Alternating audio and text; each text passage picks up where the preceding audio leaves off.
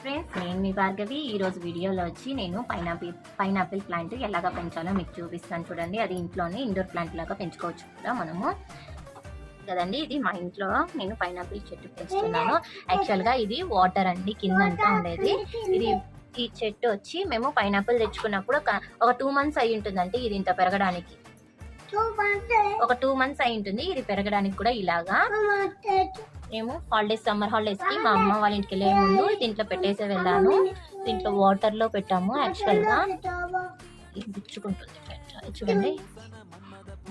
Already వేర్లు వచ్చేసాయి. ఇంకా వేర్లు వచ్చాయి కాబట్టి ఇంకా నేను పాట్లకి షిఫ్ట్ చేద్దాం అనుకుంటున్నాను. ఇది వచ్చి ఇక్కడ చూడండి, పెరుగు డబ్బా, 1 లీటర్ పెరుగు డబ్బా. అది పడేయకుండానే నేను కింద ఒక హోల్ పెట్టాను. ఆ హోల్లో మట్టి ఇచ్చి నిండిపోకుండా ఉండడానికి అలాగే ఒక క్యాప్ పెట్టి నేను స్టిక్ చేసేసాను. ఓన్లీ వాటర్ పోయేటట్టుగా, సాయిల్ అంతా బయట పోకుండా ఉండడానికి.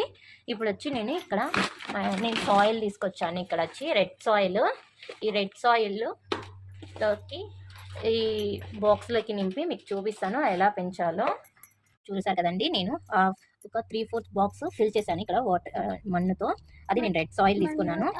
ఇక్కడ వచ్చి నేను చిన్నపిల్లల స్పూన్స్ ఉంటాయి కదండి, డిన్నర్ సెట్ స్పూన్స్, దాన్ని యూస్ చేస్తున్నాను. నేను ఇక్కడ ఇలాగ వైప్ చేయడానికి ఇందులోకి కొంచెం వాటర్ స్ప్రింకిల్ చేసుకుంటాను. ఎందుకంటే కొంచెం మెత్తగా ఉండాలి కదండి, అందుకోసం కొన్ని వాటర్ స్ప్రింకిల్ చేసుకున్నాను. ఇప్పుడు స్ప్రింకిల్ చేసుకున్నాక కొంచెం సాఫ్ట్ అవుతుంది ఇది మన్ను.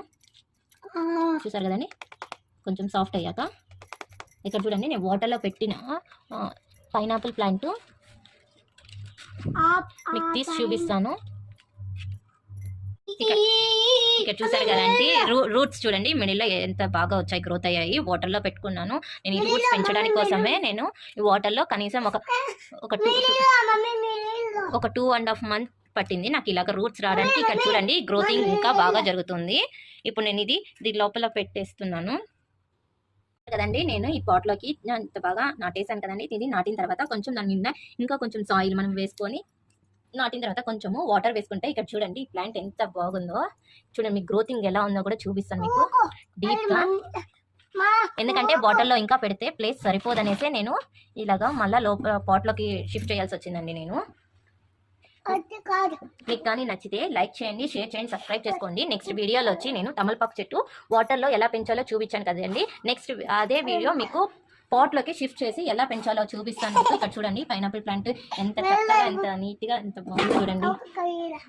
క్యూట్గా ఉంది కదండి. మీకు నచ్చితే ప్లీజ్ లైక్ చేయండి, షేర్ చేయండి, సబ్స్క్రైబ్ చేసుకోండి. నేను మీ భార్గవి.